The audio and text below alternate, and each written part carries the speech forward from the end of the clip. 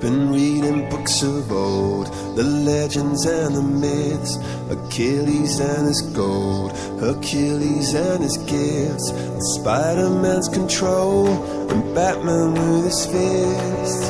And clearly I don't see myself upon that list. But she said, where'd you wanna go? How much you wanna risk?